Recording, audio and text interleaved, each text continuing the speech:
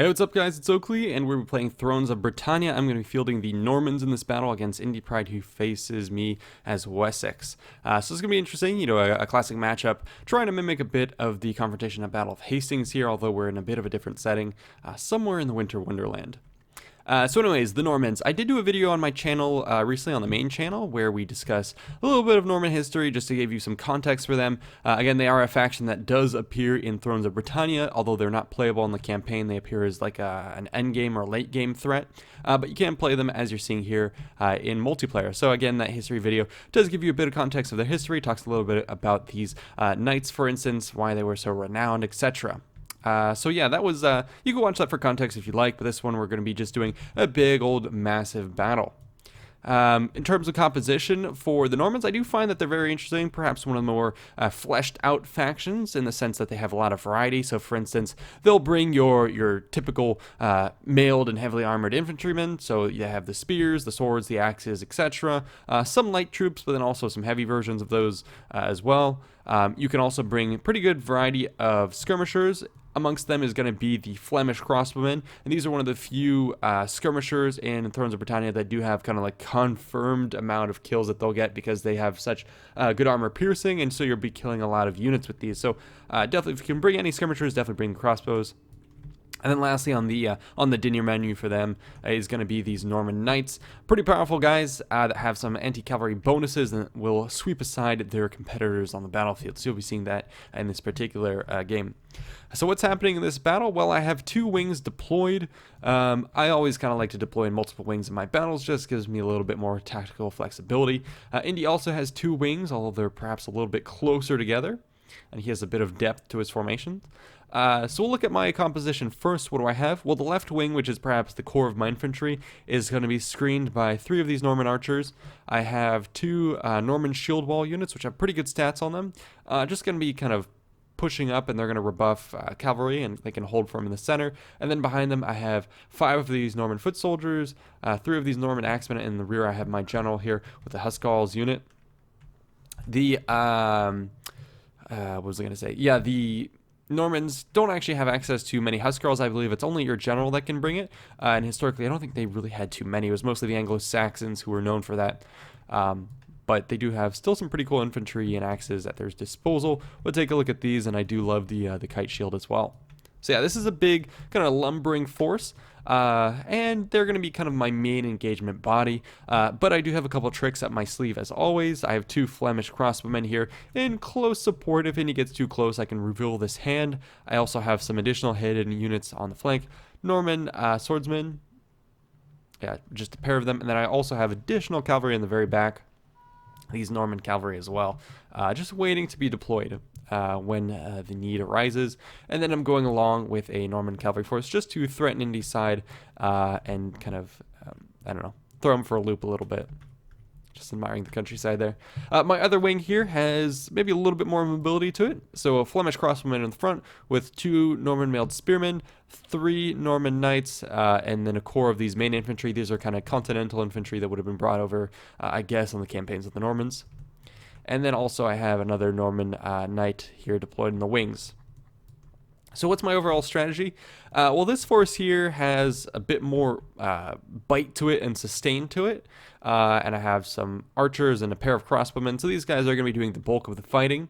But what I plan in terms of my strategy is I'm going to use this right wing to try and do some initial skirmishing and try and suck in as much of Indy Pride's forces into this force, and then do kind of a delaying action pullback to allow my main strike force to do more damage. So what you'll be seeing me here is throwing these guys forward with crossbowmen, seeking to do damage, and then using these mailed spearmen essentially as picks to just suck up enemy charges and just hold firm, and then whatever gaps I find I can charge through with the cavalry, get around the flanks and own that, or even commit to a strike in the center. So that's kind of my main idea here. On Indy Pride's forces, we can take a look at his guys. So he has kind of the traditional Anglo Saxon force combination of your levy, your feud here, led by the local aldermen, etc. And then you have some of your more elite units here, which are going to be your Hearth Guard. So these are going to be essentially your lord's retinue. So you're going to see a couple of them. Some of them perhaps more late game units with these kite shields as well. He's going to have, of course, the Royal Huscarls as well. Famous units. These are pretty potent guys that can tear through my lines if I'm not careful. And then he obviously has a couple more supporting feared units who are going to be equipped with more low quality weapons, some bows, some spear, some jabs, etc. Then he has some of his own cavalry, but the Anglo Saxons don't really have the tradition to have these guys really compete with my own units. One of the things I do want to complain about is just recently you saw the announcer say that my hidden units have been revealed. That's one of the things that I really don't like about the change to Thrones of Britannia, and that's the fact that these cavalry forces are immediately spotted by these guys. So there's something going on with the change to visibility that I don't quite appreciate, that makes it where ambushes are pretty much no longer possible because the sight into the forest and shrubs and all that is they just changed it where you can reveal units way too far in advance, and it really strips away that ability, which is one of the main tools that I like to use. But anyways, the battle is going to be taking place with both of us marching towards each other. Indy's going to go ahead and start to square off against my forces, and you can see some of my guys going to start to land some blows with archers.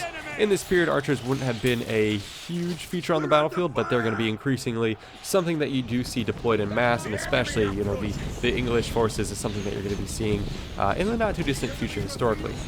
And especially in positions like this, like the Battle of Hastings, where you have one of the forces basically mated to a defensive position, well then archers are going to be used on both sides in defense and then in the assault of that position. So I'm going to start to just fire away at these guys. I'm doing a fair amount of damage actually as they get closer.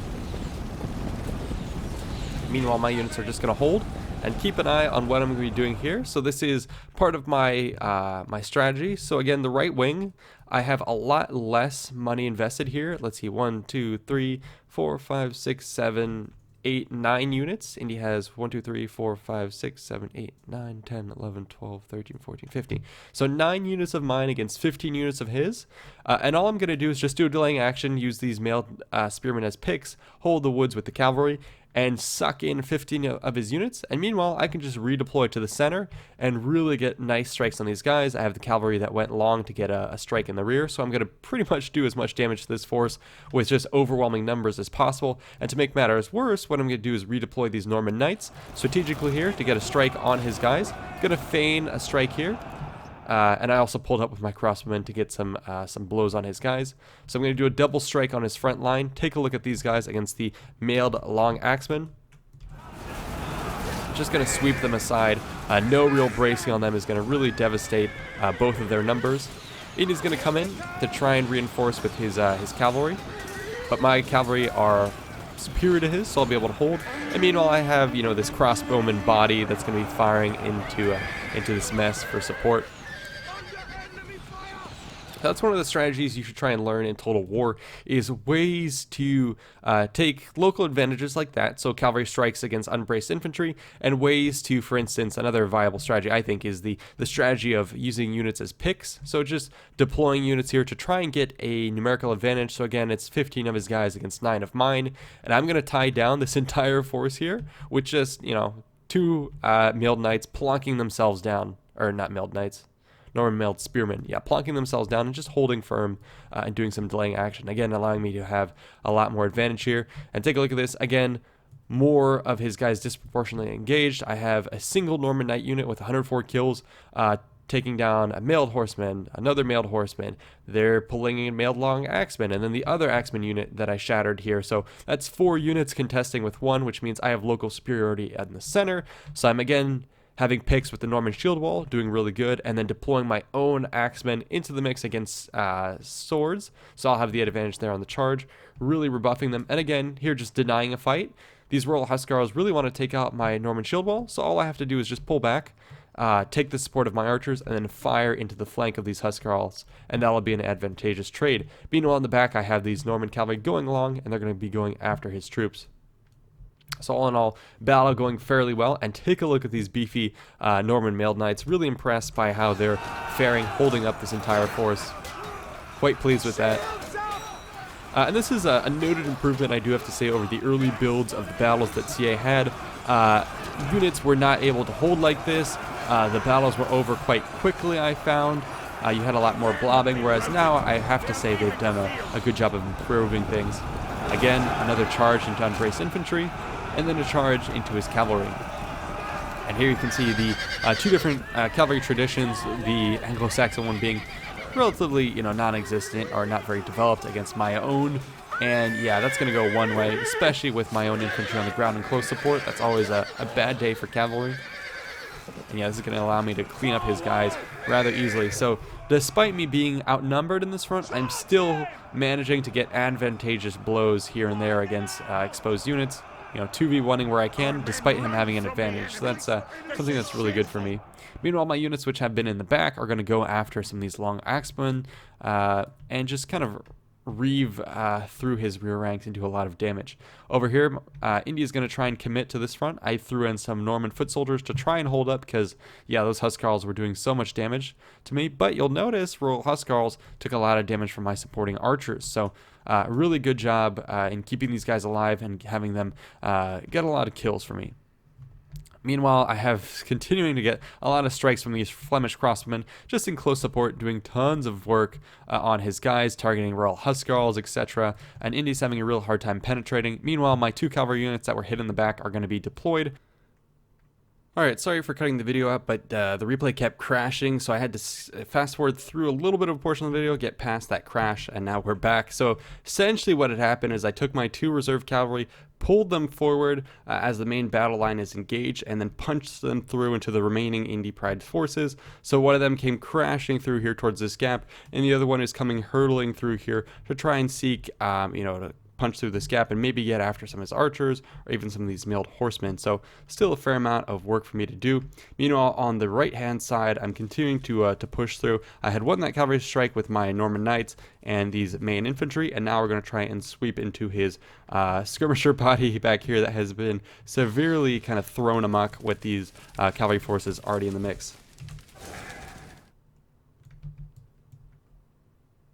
Yeah, we can see a little bit of that. And now let's go ahead and watch some of my cavalry that are going to be seeking to penetrate through the center.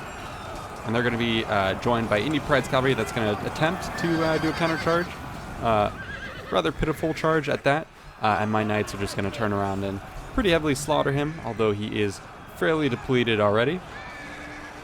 Oh, I did take a fair amount of damage here, probably because I'm partly engaged with these nailed long axemen, but this will quickly go my way. Yeah, 53 to 38, he's dropping pretty quickly.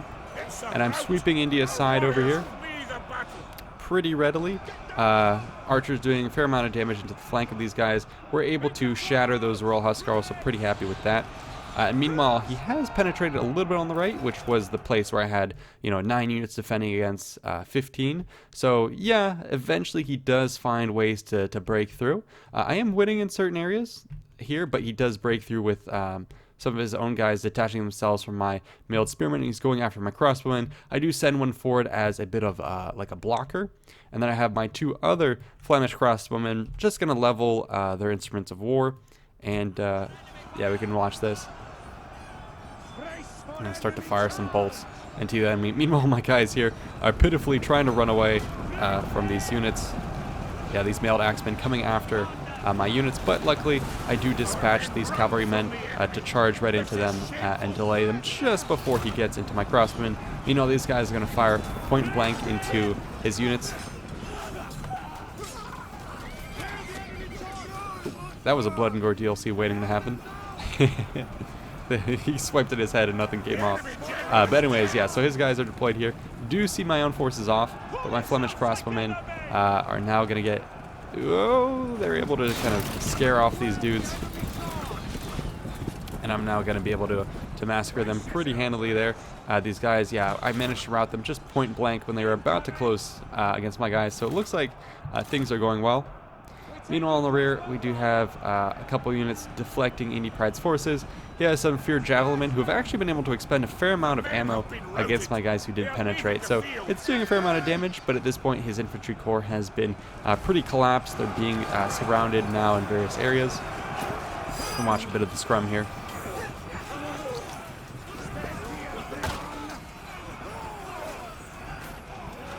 Pretty epic stuff. So yeah, across the battlefield, things are going my way.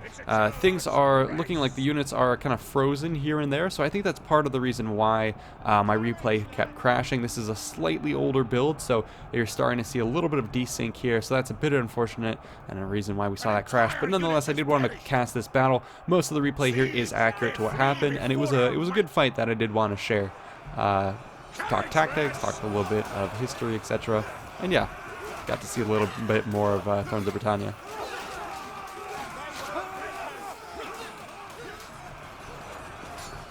And with that, the battlefield is going to be strewn with the corpses of Indie Pride. In the real replay itself, at this point in time, anything here that's stationary are probably units that have been killed off the battlefield. So it looks like the latest tweak maybe made units a little bit more resilient.